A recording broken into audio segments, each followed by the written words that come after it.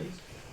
Well, the squad who was available against West Ham, I think everybody should be available again. Jack Wilshere and Thomas Rosicky both started for the under-21s yesterday. How did they come through? I have no news today, but after the game we had no report that anybody had a problem. Away from the team situation, Mesut Ozil's been nominated for the PFA Player of the Year award. In which areas do you think he's improved most this season? He's been more efficient. I think he created more chances and he has scored especially more goals. And I believe in a guy like Ozil you see 10 to 15 goals, and I hope he will get to 10 until the end of the season. But that's always what you think he should get, you know. But he provided the chances, he's miles ahead on assists. And the two combined, I think goal scoring and providing assists makes that he deserves this kind of award. Finally from me, it's Crystal Palace on Sunday. What sort of match are you expecting? It's a London derby, Crystal Palace. I think now they should be completely safe, even if still might need 1 or 2 points. But I think they got out of relegation trouble nearly. So overall it is a team with a good offensive potential, with strong individuals like Bolasie, Zaha, Wickham, Adebayor as well. You know, they're a big offensive force, so we need of course to rectify the fact that they conceded goals at West Ham and come back to be strong defensively. Arsene, hello. Understand you'll be cautious about what you say about Jack Wilshere, but there's 6 games to go. Is it feasible he could be involved in, say, the last 5? I don't know. I think he needs 1 more game at least now. We play again on Monday night with the under-21, and he should be involved in that. And then see. I have to see how he is compared to all the other competitors, you know, for place in the first team. But if he comes through Monday, would you consider him? Once he's through with 3-4 games at that level, yes, of course, you consider him, of course.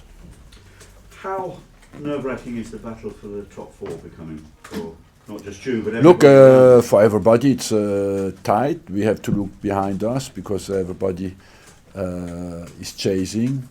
But as well, there can be still twists and turns until the end, and we want to fight as well to still put pressure on teams in front of us. And we need a strong run at home now, and I think that's what we want to do. It is perceived that the championship is over, but I don't think that completely. Even if Leicester is in a very strong position, but I think we have to continue to fight until the last minute of the season. Absolutely. But if they win and you lost, for example, it would be over for you. Yes, but that's why we have to make sure that doesn't happen. The added dimension is that 4th place could still fail to qualify for the Champions League if the scenario with Manchester City and Liverpool in Europe continues. Yes, it can happen, but let's be in position number 3 or 2 or 1. If the worst does happen this weekend, is that when you would start to sort of analyse the season and reflect on it? We analyse the season after the season, you know. We analyse the games after games, and I believe at the moment we are in a position where we just want to give our best until the last game of the season. As a little extra motivation, if you were to win, it would be your 500th Premier League win for Arsenal. I don't focus too much on that. I focus more on the fact that the team is completely focused to perform and to do well. And I believe that we have to show some mental quality and show that we have the quality to believe and to fight for our club until the last minute. Do you think that almost got sort of lost a bit last weekend, that the focus was almost, Arsenal lost a 2-goal lead and were losing 3-2, as opposed to you actually came back really well to get a point, and a lot of teams might not have done. Look, West Ham has beaten many teams at home and many big teams, and I feel we were not happy with the result because we conceded 3 goals and we were 2-0 up. But on the other hand, we have shown resilience and came back to 3-3 when you were in a desperate position. And but we wanted the 3 points, and I think it was possible when you lead 2-0 after 43 minutes and you're down to 2-2. After 45, you're always frustrated. You're up against Alan Pardew this weekend. I know the pair of you have history. That was a long time ago. Yes. You're both passionate managers, but have you perhaps both mellowed over the years? Maybe. I think, no, I believe that the alerts are still there sometimes, you know, but at VMH is quieter because the distance between the two managers is quite good, and you need nearly to spring to have a go at each other. So overall, on that front, the danger is not too big. What do you make of Kevin Friend being taken off the Spurs-Stoke game because he lives in Leicester? Do you feel that kind of almost impinges on referees' impartiality? Yes, I'm completely against that, and I believe that the referees are professional people. When you're a professional man, you are supposed to be impartial, no matter what happens. And I was always against this rule, and I believe that it is somewhere not believing completely that the referee can be objective and impartial, and that is absolutely surprising to me that happens. I think perhaps they bowed to fan pressure in a way. There was a big almost campaign on social media about it. Well, that is the social media don't dictate the rules, and the social media have not to dictate what happens with the referees, you know. I think in every single job, social media is one thing, but they do not have to dictate. It's people who have responsibilities at the top level who can have to make this kind of decisions, and I'm completely surprised and disappointed by that decision. Just one last one for me. I've had new rules coming in, the triple punishment, if you like, looks as if it's going to be a thing of the past in certain circumstances. Are you in favour of that? Yes, of course. It's common sense, and it's a good decision. It was, in fact, recommended by our managers' European meeting, and finally it has been accepted, and I think it's fair.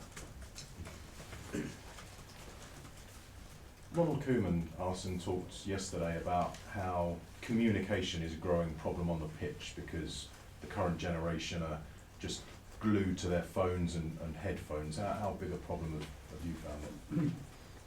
We try to work a lot on that, you know, and I think maybe it was a bit more obvious before because maybe in training everybody had the same culture before. And I think more because people come from many different countries, it's sometimes a bit more difficult to communicate.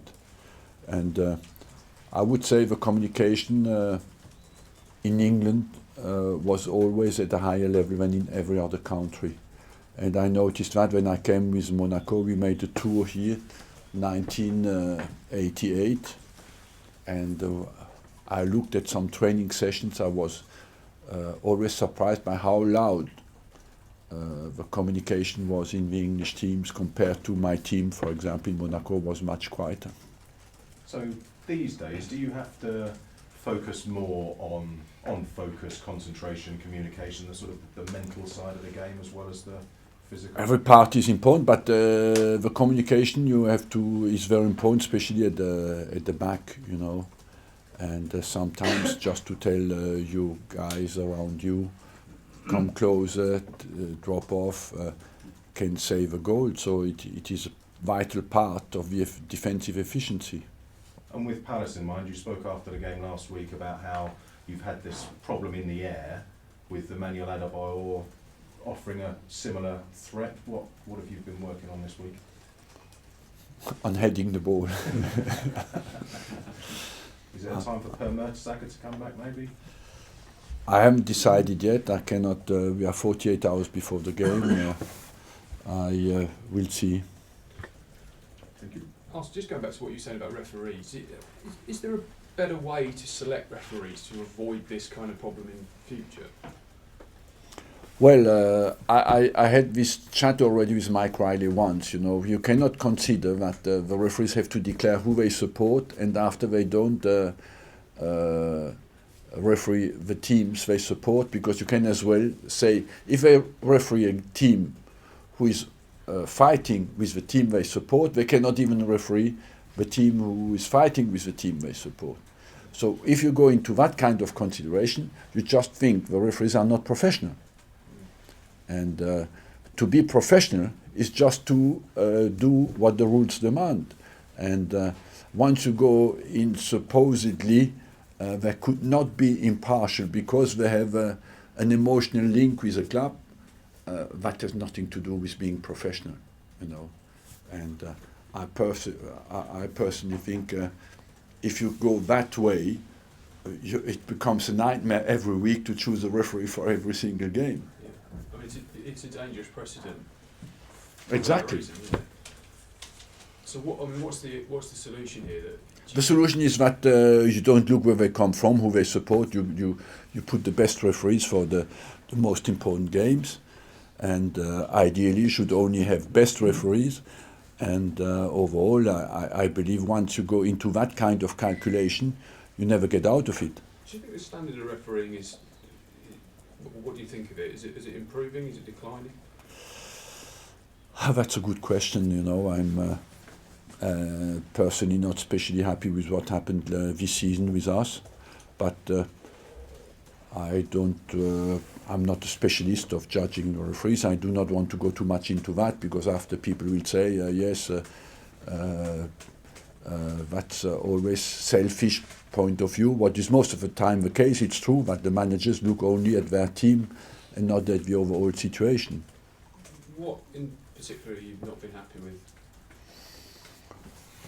You ask any of the 20 managers today, you will get the same response, you know, with this game and that game. But I think overall what you want is the referee. We have to accept that they made mistakes, and I believe we have to give them more support with more technology in the future, for example, especially for the offside. And but as well to treat them as professionals. That means responsible people who have to make decisions that are not specially linked with emotional situations. I think I'm right in saying you've only had 2 penalties in the Premier League this season. Is that perhaps one of them? Well, it's much less than many of the teams, yes, but you know, I have honestly not analysed that situation deeply to give you an objective opinion. Leicester have had 10. Yes. What can I do about that? Who will play in goal on Sunday? You decided? As well, I have not decided that, and if when it is decided, I have to inform people first. I mean, there was a bit of a surprise, I suppose, that Petr Cech was fit and he didn't come straight back in. Do you understand why people maybe thought he would when he's available again?